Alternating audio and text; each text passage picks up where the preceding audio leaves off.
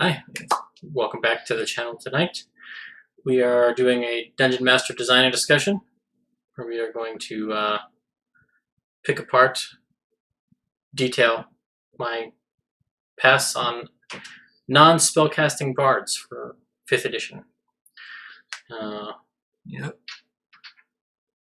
Hopefully, you guys will be able to see this and read it. As once we start reading it, I may not be able to see the stream, but I do have vision for your comments while we do this.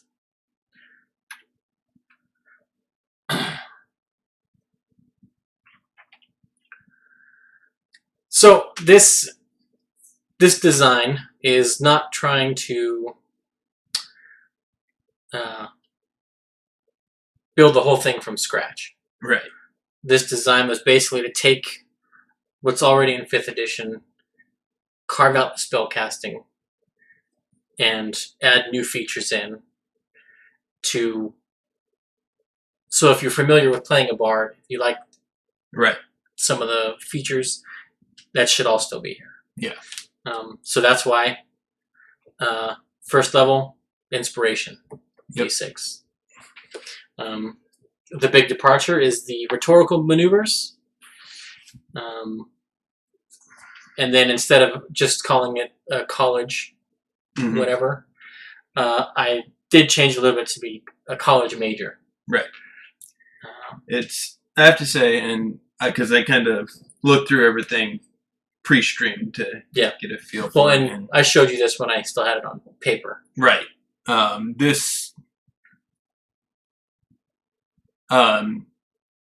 Well, it still feels like a bard. It goes from high fantasy to the Advocate movie with Colin Firth. Feels very much like that kind of world, which I like. It's low magic, which is what you're trying for. Exactly. And actually, that one's a no magic setting, but it's just the way the bard plays. It's more of a medieval barrister than and that would be the courtier. Yeah, and then a spellcaster. Right. You still get Jack of all trades, Song of Rest, expertise. Yep.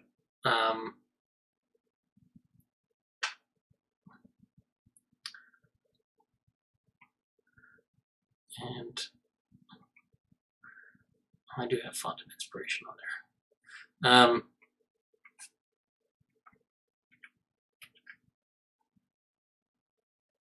Sorry, didn't realize the cursor was way down at the bottom. So you guys get a preview if you're really fast and can read backwards. Because this is going to be easier, I think, than dealing with the mouse. So the rhetorical maneuvers are a big change, and the Renaissance features are a really big change, and sort of the seed for how I think you could design classes in the future. In fact, I've thought about going and doing all of the classes using the idea behind those.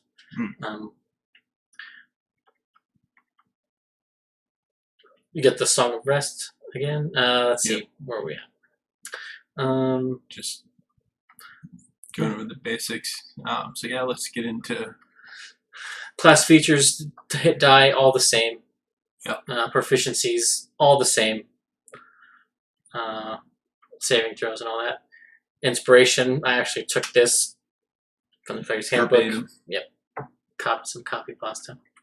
But the rhetorical maneuvers. They're basically how you can influence people around you. You can perform a number of rhetorical maneuvers equal to your level plus charisma modifier per long rest. Which can be a lot at higher levels. Yes. And well, because we kind of did the math because I had a question about it. And It's really on par with the number of spell slots a bard has at the higher levels. Right. At the lower levels, you get a lot more uses. Right. But you have a lot fewer options because you're starting out with only one of these that you know. Yeah. And you can just use it multiple times. And I think you said we end up with 5 overall. Yeah, 5 by the time you're 20th level. In the current design. And I don't know if you need more than that. And I only have 10 designed. Right. So even as it's designed now, you're only ever going to get half of them. Right. But I think they're useful enough that you will use them. Yeah. Pretty consistently. If the ability forces a saving throw, it's 8 plus charisma plus your proficiency mod. Right. Which is standard for a bard. Right. You get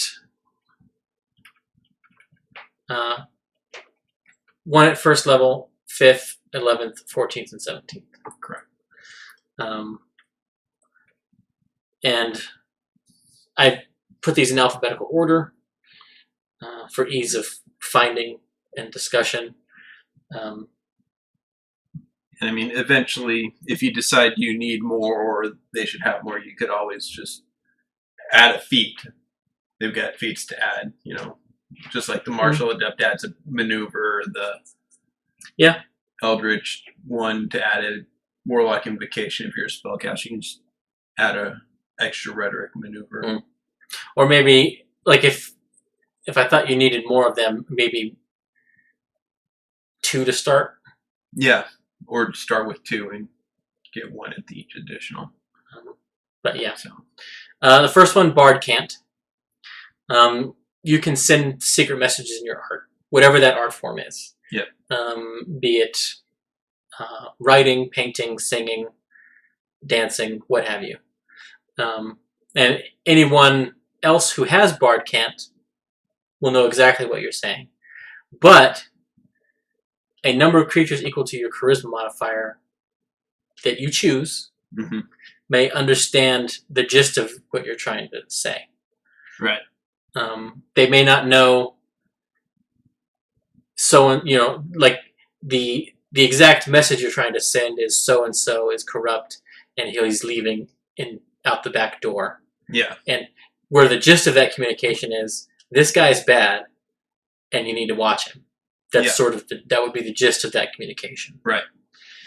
And it's sort of a nice way for if your bard's giving a performance, but also is like scanning the crowd or whatever, and the bard on stage needs to communicate to the party in secret, they can do this without. Whereas if you would have to have 2 rogues with thieves can't. Yeah. Thanks, Syncratus. Yep.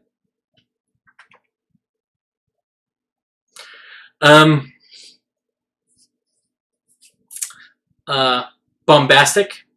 As a bonus action, creatures within 10 feet that can hear you take 1d10 thunder damage and are deafened. That should be and are deafened. All the little mistakes that sneak through. Until it's public. Well, it's like all the things that spell check doesn't find them. Because they're spelled correctly. But anyway, or half damage and not deafened on a save, and they can repeat it at the end of each turn. Yeah, the crashing cymbals or the air horn. Yeah, I also like the scream, the yelling. Yeah, it's the Toph, the actor playing Toph on the Empire Island players. That kind of thing. Cadence is one of my favorite ones Yes. I like this one. As an action, you begin performing a cadence and you concentrate on it. So it's keeping the concentration mechanic. Yeah. So if you take damage, you have to make the concentration check. Yeah. But while you perform it, each creature has +10 to their speed, +1 mile per hour on a normal pace, and +2 at a fast pace. Yeah. If you're calculating overland travel. And really, I think it's the overland travel aspect of this that makes it that's really what powerful. I really like, especially if you combine them with certain rangers and things. Yeah. You know. Yeah. And it actually, it's more beneficial at a fast pace. Yeah. Because the fast pace is only a third extra, where this is doubling the benefit. Yeah. Yeah, and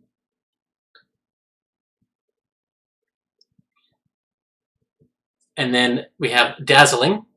And this one, you'll notice, is I have red text here.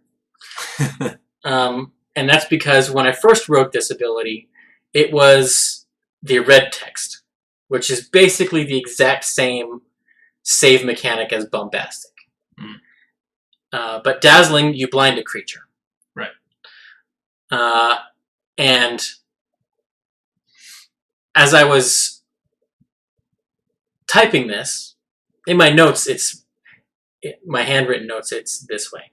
And I was typing it from my handwritten notes. And as I was going back and editing it, trying to catch any mistakes, like I did catch that one, I was like, blinding somebody for a minute is pretty strong. Yeah. And I kind of wanted a variation in mechanics. I didn't want everything to be the same. So I was like, well, blinding a creature till the end of your next turn is still pretty powerful. Yeah. Because they have disadvantage on all attacks, and all attacks against them have advantage. Yep. So, and the fact that, like, if you took dazzling at first level, you could do that 3 to 6 times probably. Yeah. Which is, you're blind. That's a big deal. Yeah, it is. Yeah. So, but I left it in red so that we could talk about it. Right. And sort of. Yeah, no, I definitely like it better as just to the end of your next turn. That's still really powerful, like you were saying, and especially if that's your first level pick and you're doing it, 4 times. Yeah. Either hitting 4 different targets or just be like, you're blinded, okay. Barbarian, fighter, rogue, have at him. Yeah. Oh, it's my turn again? You're blinded. Okay, barbarian, rogue, fighter. Yeah. You're just like, let's pick on this guy, You're like the small kid bully that has all the big bullies under his thumb, and you're just like, beat that guy up. Yeah, him. Yeah. Demoralize. And this is one that requires another one. Yes. There are 2 of these where they require another one. Yeah. I'm just agrees. Yeah. Thanks. As an action, all creatures of your choice within a 60-foot cone must succeed on a wisdom saving throw or be frightened of you until they take damage.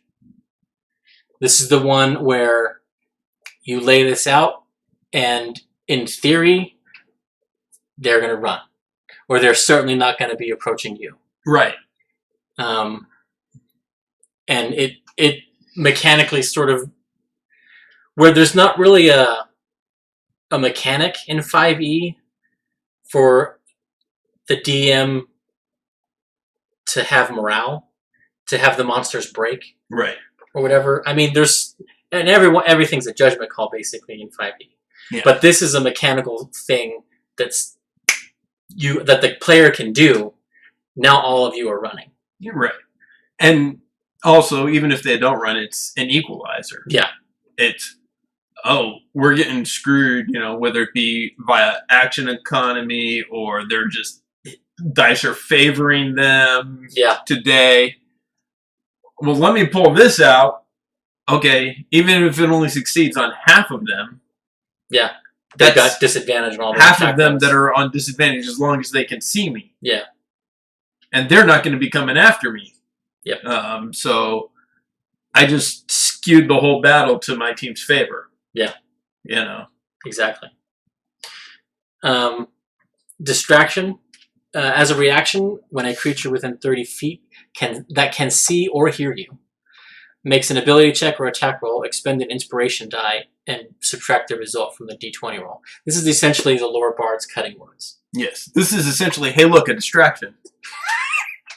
Which is exactly what I would do every time if I pick this up. Yep. And some of these abilities, it's see and hear, and some of them are see or. Right. And that distinction, I tried to be deliberate about. Exhortation. As an action, you grant an ally a saving throw to end an effect the save can end. They have advantage and may add your charisma modifier to the roll. I went back and forth on this ability. Because I think my first blush with it was a bonus action. And they just got to add your charisma. Okay. And then I made it an action, and they added your charisma. And then I started thinking about it. I was like, you know,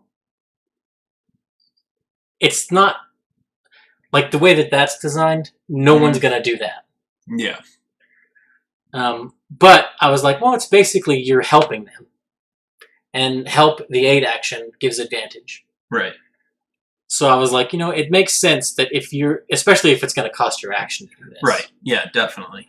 That they get advantage and they can add your charisma modifier. Yeah. And I like it. It's kind of the other side of the coin of the monk ability to take an action to end a charm or fear effect on themselves. You know, and they just take the action and just succeed. Yeah. So this, you're just like giving them that little put. You know, this is very much the support. You know, where some of these like the dazzling and the bombastic are the offensive bard. This is the team player bard. Right. You know. Exactly.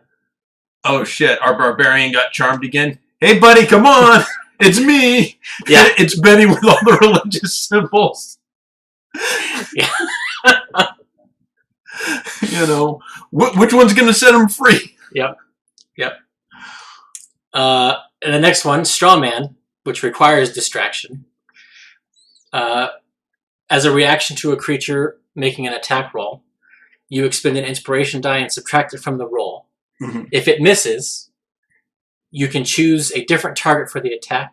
The new target must be within 10 feet of the original target, and both must be within 30 feet of you. Right. They take extra damage equal to your inspiration die result if the original attack roll would hit them. So now, this original attack roll, is that before or after you reduce it? Before. Okay. So, DM rolls to hit your tank. Tank's AC is 18. It comes up.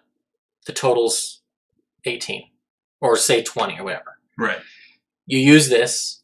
Reduce roll 4, so it becomes a miss. Right. If that 18 or 20 or whatever hits your target that you chose, they take the attack's damage plus that 4 that you rolled. Right. And see, I like that because the way I see it, that's like, oh, my main guy up there, he's being flanked. No, you missed him. You hit the guy that you're flanking with. Yeah. You know? Telling him just when to duck out of the way, kind of. Exactly. And some of the idea behind this design was from the Drunken Monk. Yeah. Where if you are missed by an attack, you can spend a key point. Yeah. Yep. So it's a pretty powerful one, and that's why it requires another one. Yeah. Yeah.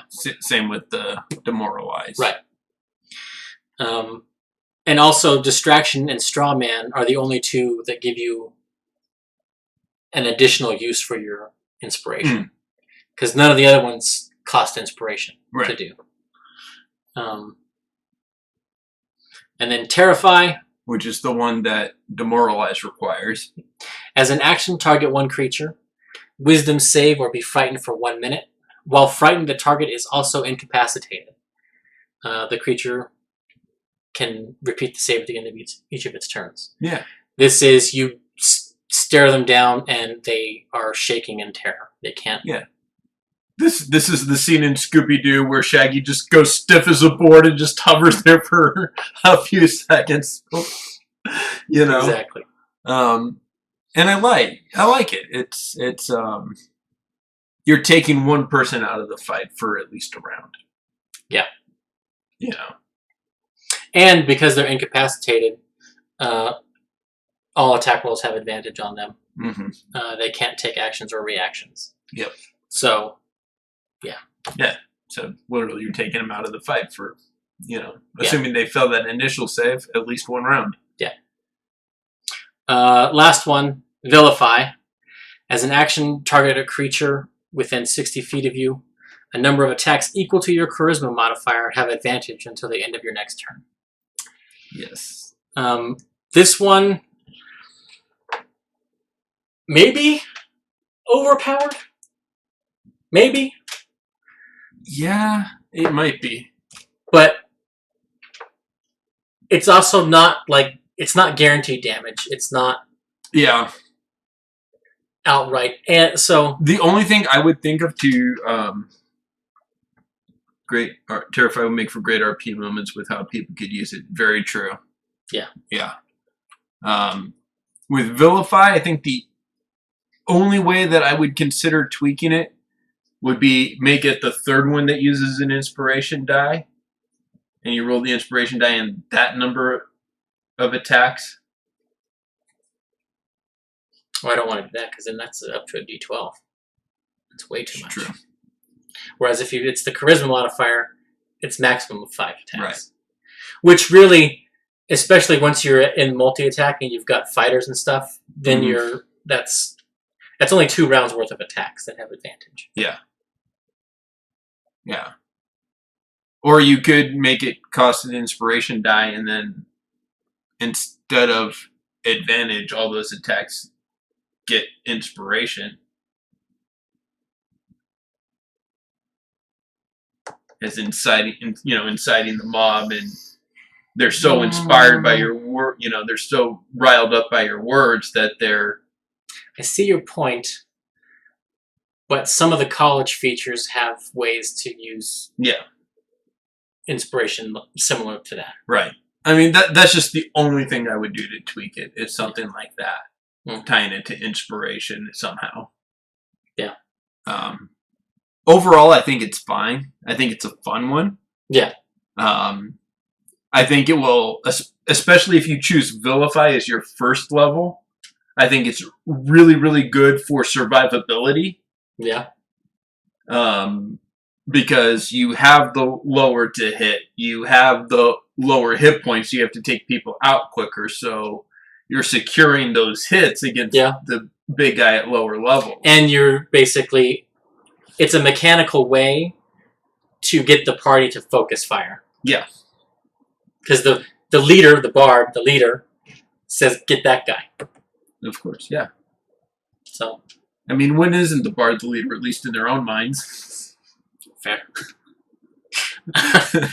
Jack of all trades, exactly the same. Song of Rest, exactly the same, except where the die size goes up is different. Okay.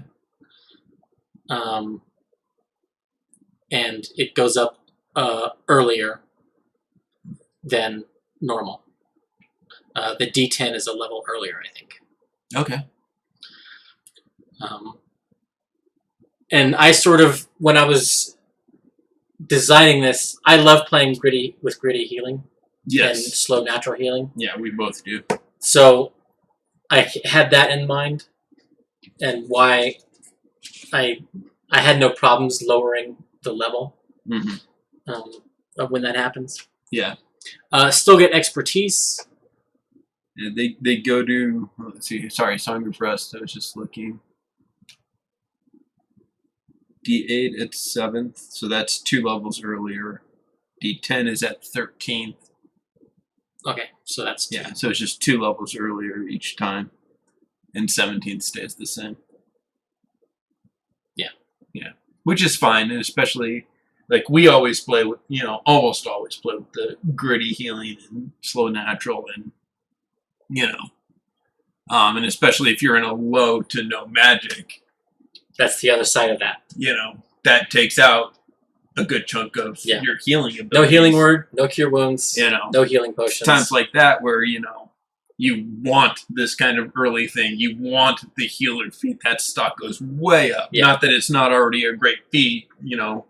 And I think quite a while ago in a video we talked about the math behind that and how it's better than healing potions. Yeah.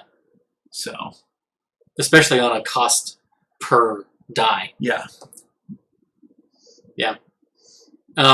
So the Renaissance features. This is the real cracking of stuff. At 7th, 14th, and 18th level, you choose a Renaissance feature. Right. And these are designed to open up the possibility of you choosing another class or another subclass's special ability, basically. Yeah. This is exactly what it says, Renaissance. This is being a Renaissance man. This is being your Galileo, your Da Vinci, your, you know. Yeah, well, and it's an opportunity at rebirth. Yeah. Because as you get these abilities, potentially everything about your character is going to change. Yeah, certain ones definitely, you know.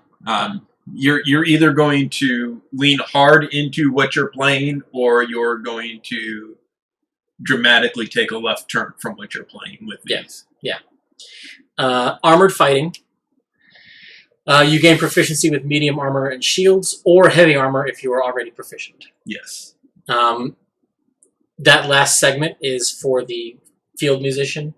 Right. Because they get medium armor. So you're not taking an option away from that subclass. Correct. Expanded inspiration. This is the one where a lot of times, especially with rogues, people who play rogues, it's like, I wish I had this piece. Yeah. That I could do as well. Yeah. And yeah, this is the... so this just allows you to use another college's specialty inspiration use. Now, question. Well, first let me step back and just to mention on the armored fighting. It also, for multi-classing. Yeah. Not just for that one subclass, college major, but a multi-class, you know. If I'm a ranger or, you know, or a hexblade warlock, you know, but that's, you know, man. But regardless, if I'm someone that already has medium armor, and I come in and then take this and go to heavy armor, you know, so. Yeah. There's a few different ways it can be flavored. But yeah, with this, the question I have about the expanded inspiration, can you only take it once, or can I take it you can take it multiple times. At 14th and just choose a different one each time? Yep. So long as you meet the prerequisite for each. Right. Thing. So you can, you know, especially if you multi-classed a couple levels before this, you know, like 2 levels of fighter, then go into this and you're the standard bearer, you know? Right. Well, you wouldn't even necessarily have to do that. If you just chose your background and skill choice options correctly. Yeah, exactly. You could get all of them. Yeah.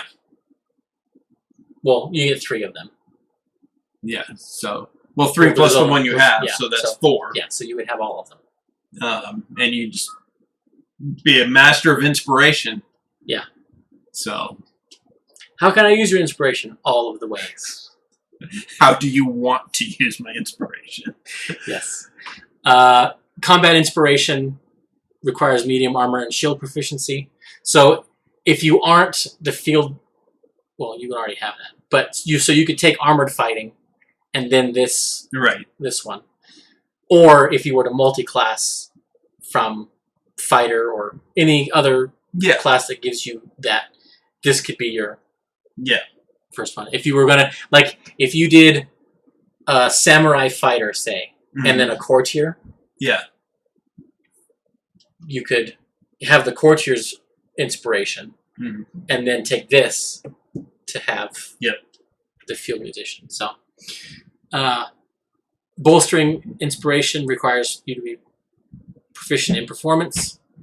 Imbued inspiration requires you to be proficient with painter supplies or calligraphy supplies. Rumor mill requires persuasion proficiency. Yeah, and all of those are, the hardest one to acquire is the medium armor. Yeah. Of those. But, I mean, you make the right choices with the Mountain Dwarf and you're set for all of them with just your race. Yeah. Especially with the swapping out. Yeah. Swap out the Smith's tools for the calligrapher set. Choose the right background. Yeah. You've got the medium armor from human with prodigy feat. Yeah. Yeah. So. Fighting style. Choose one from 2-weapon fighting, dueling, protection, and archery. Yeah. And I chose those specifically so that it would be difficult to take this twice. Yes. Because 2-weapon fighting and dueling are mutually exclusive.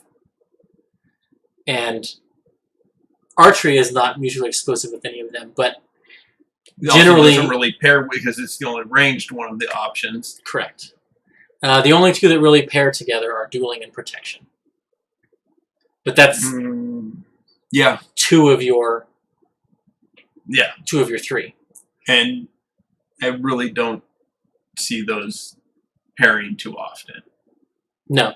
Even when you have the ability to take them already, you don't usually pick those two together. Yeah, like the champion fighter who gets the second. Yeah. Yeah, exactly. Skill training, you gain proficiency in the skill. Sneak attack, once per turn, 2d6 sneak attack. Must be wielding a finesse weapon, have advantage on the attack, or an ally adjacent to the target, and you don't have disadvantage on the attack. Right. That is my memory wording of the sneak attack feature. Yeah.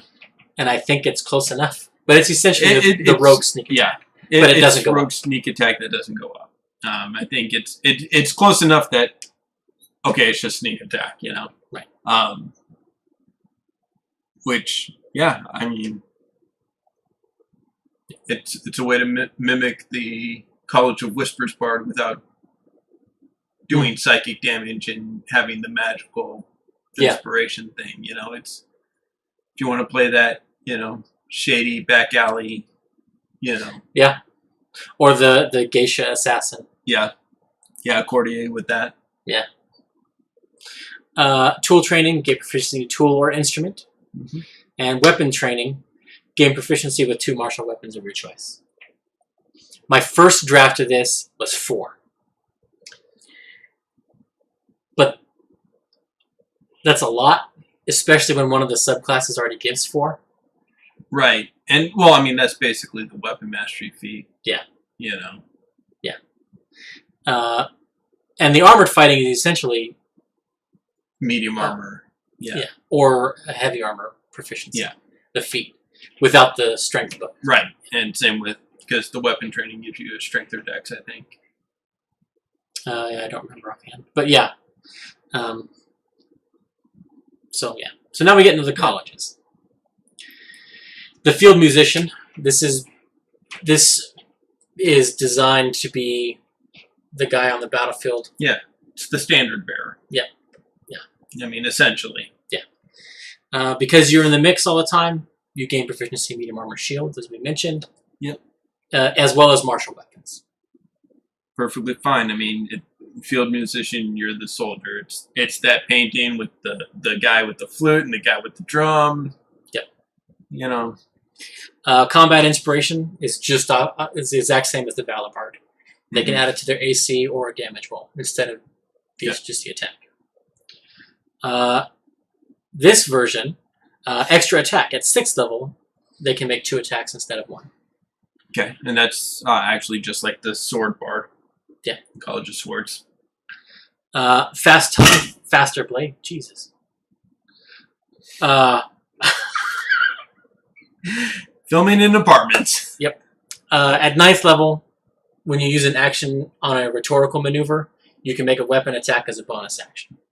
So this is really good with Terrify. Yeah. Use that action, they're afraid, and incapacitated. Now my bonus action attack is advantage. Yeah. So if you have Terrify, you're this, and you took the sneak attack, you know, you're stacking the damage at that point. Yeah. Battlefield Exemplar. At 13th level, you can use your combat inspiration on yourself. Mm-hmm. At 13th level, you now get 2 attacks, 2 extra attacks. So you're making 3 attacks per attack action. Okay, so that build, you terrify them. You have advantage. You bonus action attack them. You have the sneak attack dice. And then your next turn, while they're still frightened. Well, yeah, your next turn, you do it again, but your bonus action is to inspire yourself. So you've got the 2d6 plus the d whatever your inspiration is. And when they're incapacitated, isn't that a crit? I think so.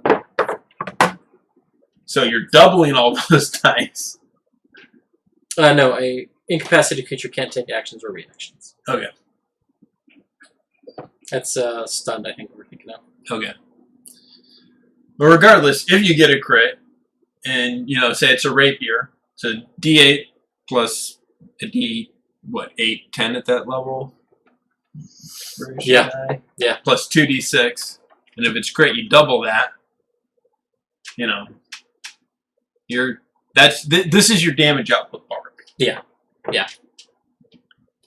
And then at 20th level, Squad Inspiration. Once per long rest, when you grant Inspiration, so when you use a bonus action to grant Inspiration, you can target a number of creatures equal to your Charisma modifier instead of just 1. Okay.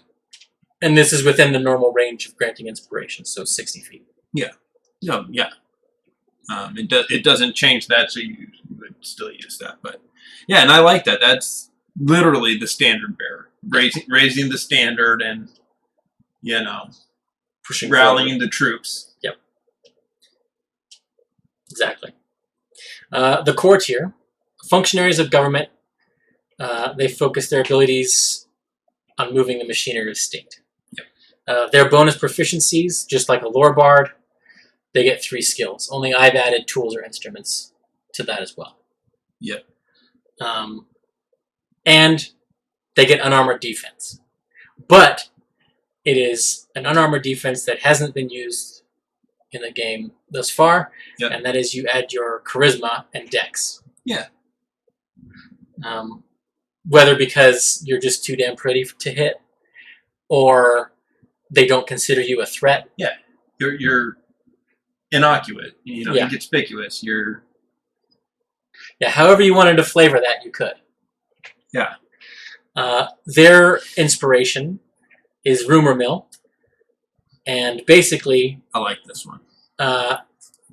When you give somebody inspiration, if they don't use it, they can use a bonus action to give it to somebody else. Yes. But that die only lasts 10 minutes from the time that you granted it. Right. So even if it changes hands 2 or 3 times... Well, what I like about this is sometimes you give it to someone, but by the time they have a chance to use it, someone else is in a better position to use it. Yeah. The other thing you can do, the way I'm reading it, maybe I'm reading it wrong, so they can give it to someone, so they've got the same range, so you can actually daisy chain the inspiration down the line further away from you than it normally would be. No, that is correct. So you give it to someone 60 feet away from you because the guy that's 120 feet away from you, you can't reach. Their bonus action is to give it to that guy who's in the front of everything because you're in the back being the support bard. I had not considered that, but that is exactly correct. Yeah. So that's what I like about this. It's spreading that rumor to go far beyond where it would normally go. Yes. So it's very much. Yeah, I'd like to see this guy paired with the Mastermind Rogue. Yeah. Cutting words. Use the title, but gave it a different ability. At 6th level, as a bonus action, you target a creature that can hear you. Mm-hmm. Within 60 feet, they take 1d8 psychic damage, or half as much on a successful wisdom save. This is the insult. Yes. That hurts people. Yep. And I think it's one of the few abilities in this class build that is dealing damage on its own. And I don't think it has to be a spell to do that, because like hit points are an abstraction of the willingness to fight. Yeah. So, and just saying that this is psychic damage because it hurts your willpower. Yeah. It doesn't make it a magical ability. No. It's poking the bear until they say, "Screw you guys, I'm going home." Yeah. At 9th level, call an ally. When you are targeted by an attack, you can use a reaction to change the target to a willing creature adjacent to you. You may make an attack or move your speed as part of this reaction.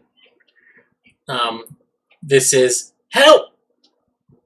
This is call in the bodyguard. Mm-hmm. He takes the hit, you run away.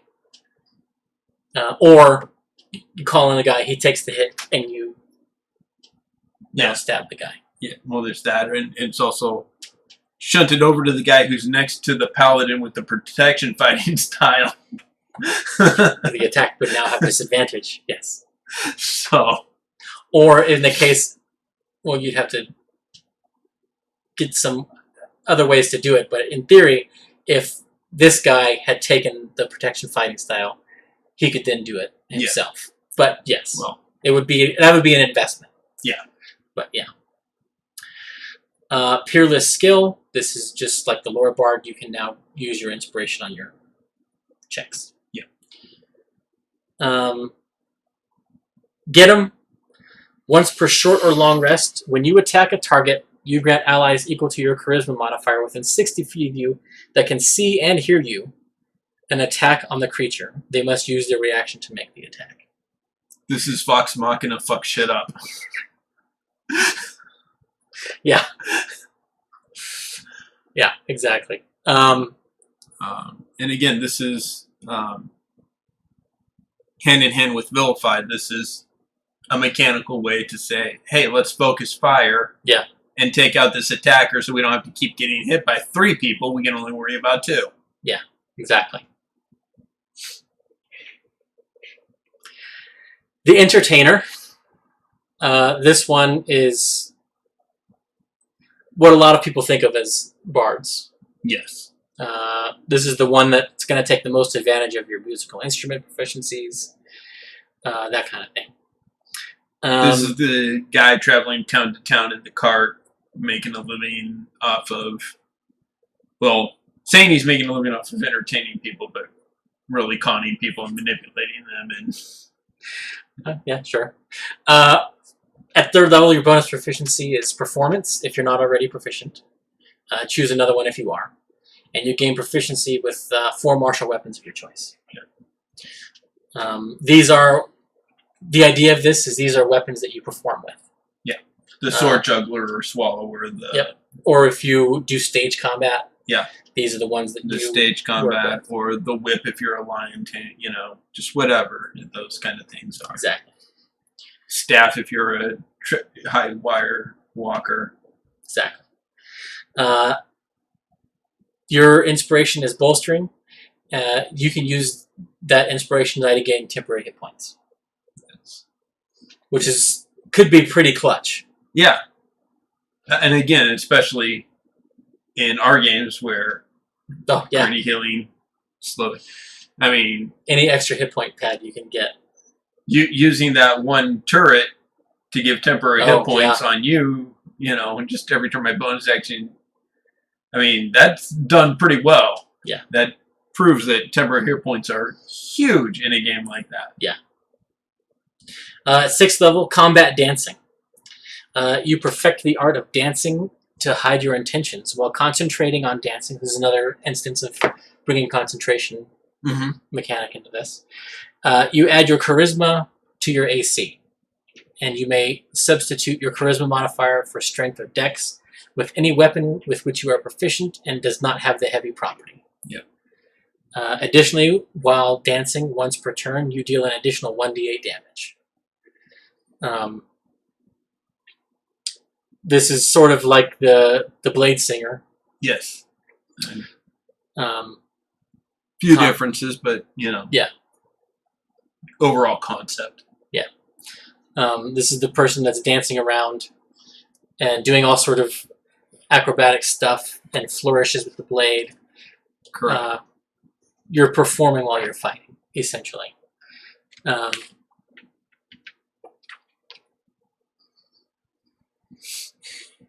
arguably sort of gives you the unarmored defense of the courtier, but it's not really. No, because it's not. Because you could be wearing armor. It's more akin to the Blade song, add your intelligence to your modifier to your AC. Right.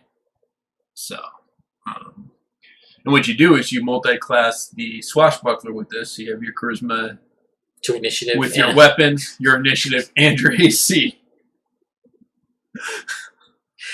Wow, yeah, that's pretty potent.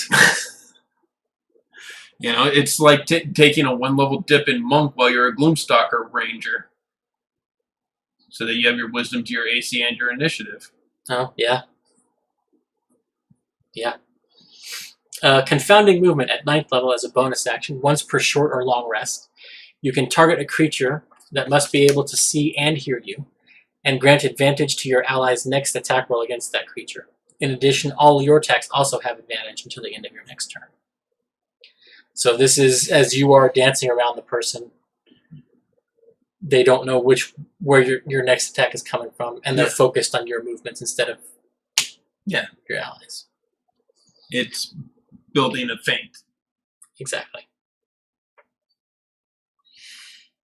At 13th level, full of bravado, you can now benefit from your bolstering inspiration.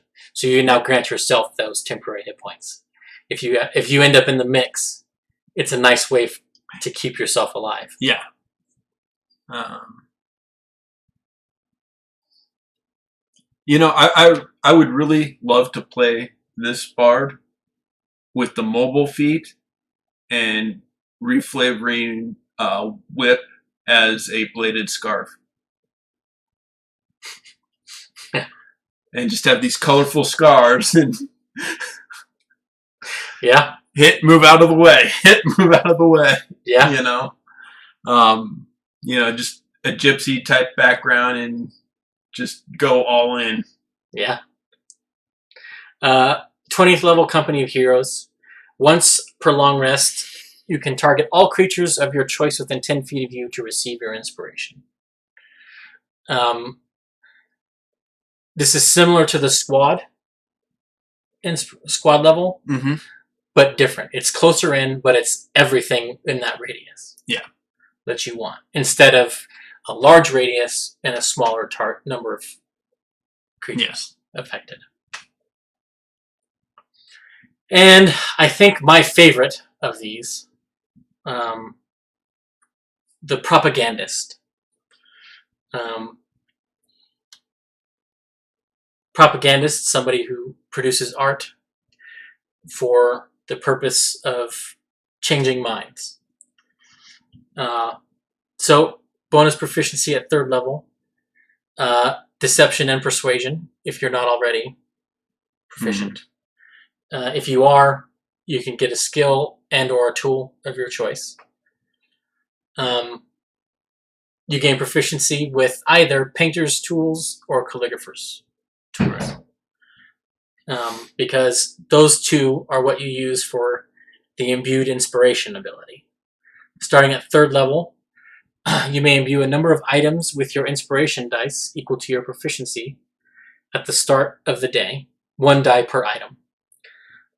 Any creature other than you in possession of that item may use their bonus action to gain access to the inspiration die. In red, I have a caveat that I'm not sure needs to be on it,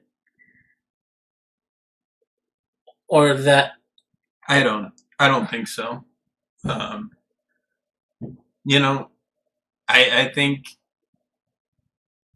personally I would just do it as long as they're on the same plane. And see, I don't even know if I would go that far, because like part of me wants to say that like your ability to inspire via your artwork is such that That's true. It's intrinsic and it doesn't require proximity to you. Yeah. And I'm totally okay with that. But I left it in here and in red so that we could talk about it. The item loses the die if not used before a long rest. Yeah, I mean, this is, and like I said, this is the encouraging the Scooby-Doo method of split the party. Yeah. This is, you're going to do it anyway, so here you go. Don't totally screw yourselves over. This is, I know we're splitting up. Here's inspiration to take with you.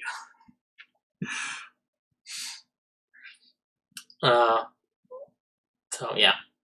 At 6th level, scapegoating attack. Once per short or long rest, when you attack a creature, you grant an ally an opportunity attack. They have advantage on their attack roll if they take it. I worded this specifically so that it triggers Sentinel. Okay. Because I want things that trigger on an opportunity attack to trigger with this attack, with this ability. Well, it says you grant an ally an opportunity attack. Yes. So how does it stack with Sentinel? Because Sentinel says it has to be an opportunity attack to reduce their speed to 0. Oh, okay, gotcha. Which is why Sentinel works with Polearm Master. Because when they come in, they trigger an opportunity attack. Okay. So this is just... so in other words, you did it as this rather than saying they can use their reaction to attack so that you can trigger those things. Correct. Whereas in the other one, in the Courtiers one, it says they have to use their reaction to do it. It's not an opportunity attack. This is an opportunity attack. Yeah. Because I want those extra abilities to trigger with this one. Gotcha. True Believer. You may now access your propaganda. Yes. You can inspire yourself through your art. Yes. And I have, like, the True Believer and the Imbued Inspiration are why I like this build, this subclass. And it means even more now than when I first designed it, in light of the recent world events. Yeah. Yeah. So, at 20th level, Public Works. Your imbued items contain a number of uses equal to your charisma modifier instead of just one. A creature may not use the same item more than once in a long rest. So now you can imbue, like at 20th level, it's +6. So you can put out 6 posters. And each poster has, if your charisma is +5, has 5 inspiration dice in it. Wow. Yeah, that's... Talk about passing the torch. Yeah. Imbue the torch. Yeah. The limiting factor, of course, is that no one person can access all of those dice. Right. They can only use one from each item. So it's not as endless inspiration candy as it at first might sound. I mean, it's 30 uses of inspiration that can be at. So ideally, you're giving 5 people 6 uses of inspiration. Yeah. Yourself and 4 others. So even if you don't split the party. Yeah. Well, I mean, you'd have to be trading those items back and forth. But Yeah. Yeah. And it requires you to imbue those. That's basically all of your inspiration dice for the day now to do that. Basically. So it uses your inspiration dice when you Yes. put things in. Okay. Yes. That's fair. But I mean, it's okay. We go through this encounter, end of this encounter. We each have 1 use. Everybody switch items. We all now have a use for the next encounter. Switch items. We all now have a use for the next encounter. Yeah. So, just round robin. Yeah. So yeah, that's my take on a spellcasting-less bard for 5e. I mean, I know there's extra stuff that I could do. Yeah. I would play any of these. Definitely. You got, the demagogue here that's talking up and getting people into things. You've got, like I said, the gypsy with the bladed scarf and the tambourine. You've got the standard bearer, and you've got the geisha. Yeah, and it seems like Syndraku also liked some of it. Yeah. So, yeah. I like that even though they're all the same base class, like even more so than typical subclasses, they each have such a very different feel. It's like playing a different class. It's not just playing a different subclass. They each almost feel like playing a different class, depending on what rhetorics you take and stuff. Yeah. So yeah, exactly. It's even more lends itself to individuality. Yeah, than a normal. And that's sort of one of the things that I personally wanted to ensure in the design is because Bard is such a broad category potentially, but also can be very niche. Yeah. And that's also why, like, I say that the rhetorical maneuver idea and the Renaissance feature, like, I want to use those ideas to basically redesign all of the classes, I think. Right. And really sort of focus in on any subclasses, what really makes that subclass different and sort of strengthen the flavor while also allowing choice within the greater class area. Yeah, definitely. So, yeah. And again, the rhetorical maneuvers, maybe there needs to be more of them, especially if you're getting so many uses of them. Also, I don't know if doing the level plus charisma per long rest is fun or if that's too much bookkeeping.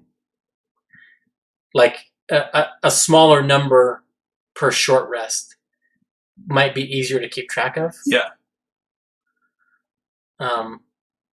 So I don't know how to parse that. Yeah. Like your spellcasting sheet, you have spell slots that you can mark off as being used. This, you're going to have 25 tally marks at 20th level. Yeah. That's one of those things that would have to be shaken out in playtest. Yeah. At lower levels, I don't think it's that much of a bookkeeping task to do that. No, I mean the only thing at higher levels is that it's only one thing. You have about as many spell slots. It's just it's broken down into 4 of this level, 4 of this level, 4 of this level. Yeah. You're still making 25, 20 plus tally marks. Yeah, that's true. So It's fair. But yeah, I also have a cleric design for non-magical clerics that we may get to at some point. Maybe our next Critical Role break, whether or not broadcasting. Speaking of which, new episode this Thursday. yes, very exciting. We will be back on Wild Speculations on the following Tuesday. Yeah. So we will see you guys then. I guess.